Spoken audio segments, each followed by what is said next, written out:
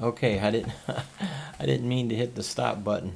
I'm gonna have to paste that together, but yeah, hopefully that's given you some ideas um, to mess around with. Um, so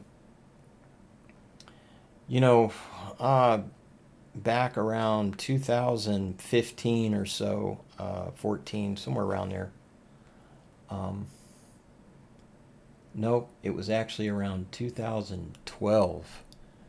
I had kind of reunited with a friend of mine that I fell out of touch with, and he was kind of a mentor of mine. And we were talking about composition and stuff, and he's like, have you ever checked out that book by Wayne Noss called Beyond Functional Harmony? And I said, no.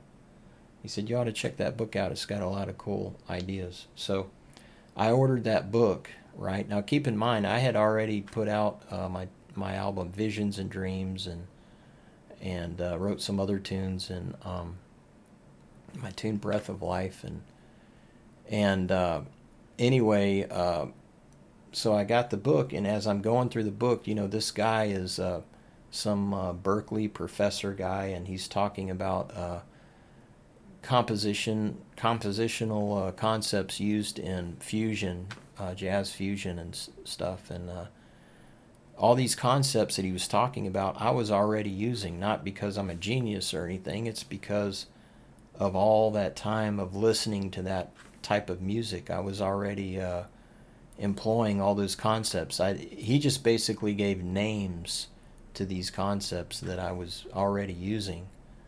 But anyway, that's a good book if you want to check that out. It's called Beyond Functional Harmony. And he actually has a second book, and I forget the name of it, but the author is Wayne Noss. And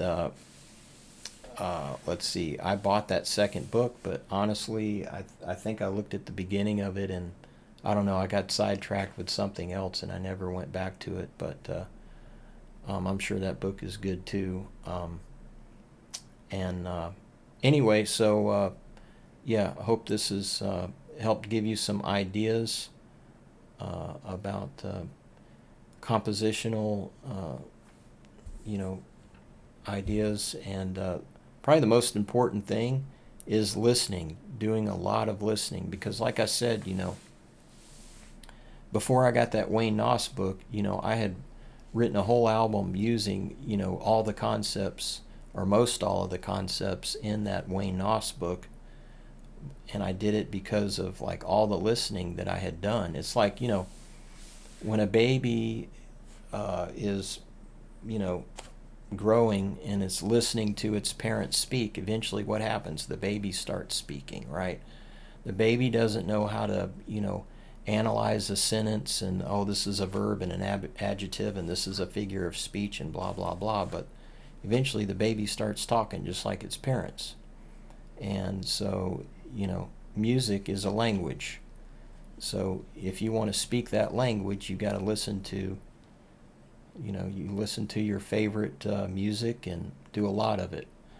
And the more like intense listening you can do as opposed to passive listening, really listening carefully, um, of course that's going to help as well. So I hope you enjoyed the video.